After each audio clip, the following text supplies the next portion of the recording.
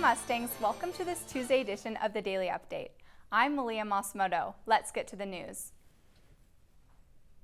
People across the nation and the world are remembering a leader as flags fly half-staff, honoring a former Secretary of State. That story tops today's Mustang Minute.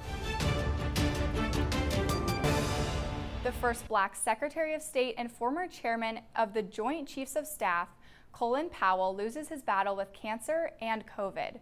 Powell's family posted on his Facebook page saying he was fully vaccinated but had underlying conditions. He had been fighting multiple myeloma, a rare blood cancer that affects white blood cells, leaving him with already compromised immune system. He served under 4 presidents during his 35 years in the military. Colin Powell was 84 years old. Mixing and matching COVID-19 booster shots could become available as soon as this week. That would make it easier for people who got the Moderna or J&J vaccines to get a 3rd booster shot.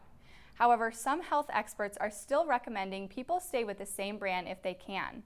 Meanwhile, after protests broke out at Dallas-based Southwest Airlines headquarters Monday, the airline is backing off a policy that would place unvaccinated employees on unpaid leave. Instead, those waiting approval of an exemption can still work past the deadline, which is in December. Southwest had said all of its employees must be vaccinated to continue to work. Parents protest by pulling students out of school after the state of California issues a vaccine mandate in public schools. Hundreds of protesters are speaking out against the vaccine mandate that will prevent students from attending school unless they have the COVID-19 vaccine.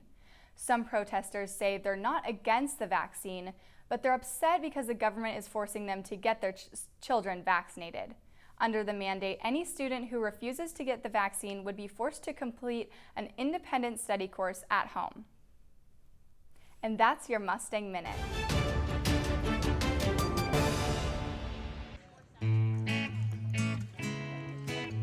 The blessing for us is to see them come in very apprehensive, reluctant, very green, nervous, and be able to take them through this process and give them the keys to their brand new home.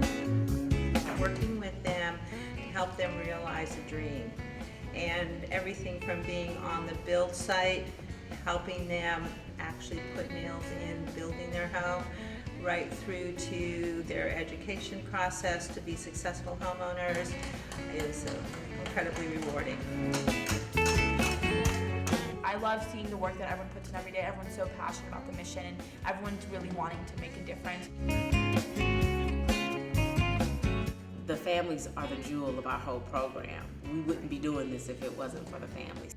To become involved, visit www.dallasareahabitat.org.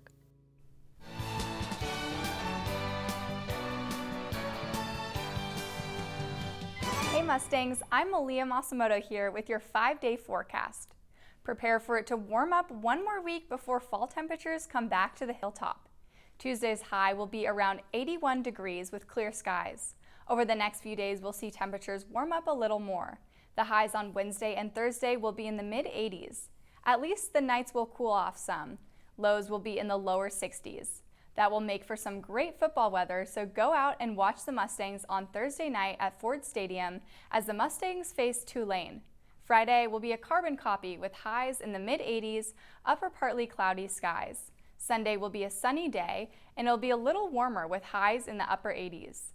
So it may seem like summer temperatures are back this week, Mustangs, but cooler weather should be back in about a week. For SMU-TV weather, I'm Melia Masumoto.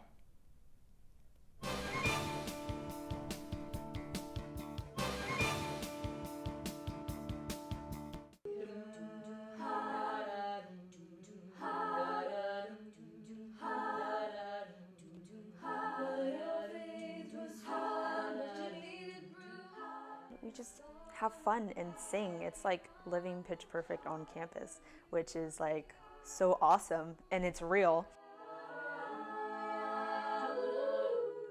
Realtones is an a cappella group of girls that just came together because we love music. We have a couple of music majors, but mostly non-majors, and it's purely out of a love of it and loving each other. If you have any experience singing, if you were like in choir in high school, this is such a great outlet to do something positive.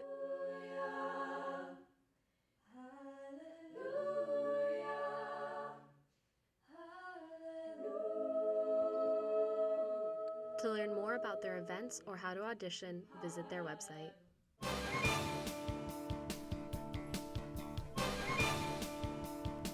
SMU Crumb Commons put on quite the event for students just in time for Halloween. SMU-TV's Tyler Clure has more. Yes, the Great Crumpkin was a smashing success.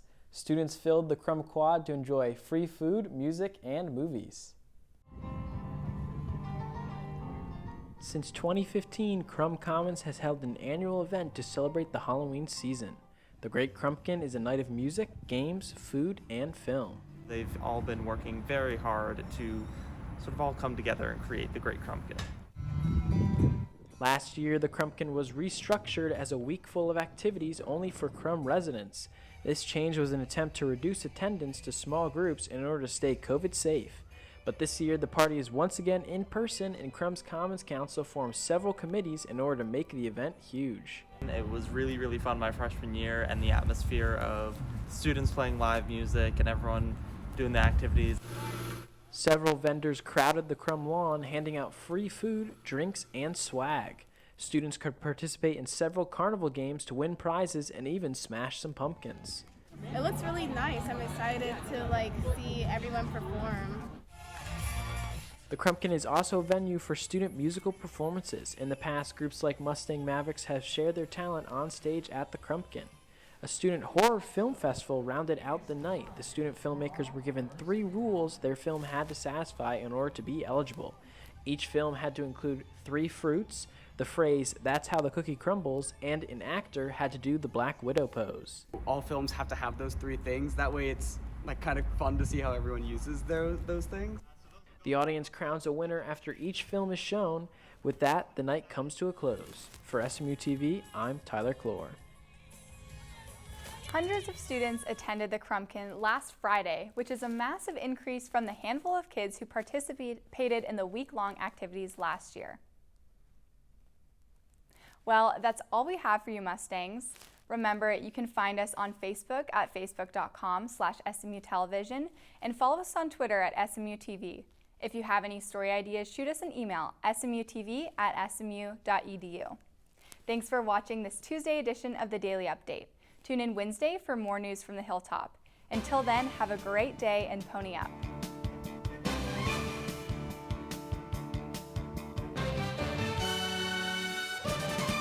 SMU-TV and the Division of Journalism want to thank our underwriters, North Park Center in Dallas, Javier's Gourmet Mexicano on Cole Avenue, and Advance ER off West Lovers Lane. We appreciate your support of student media.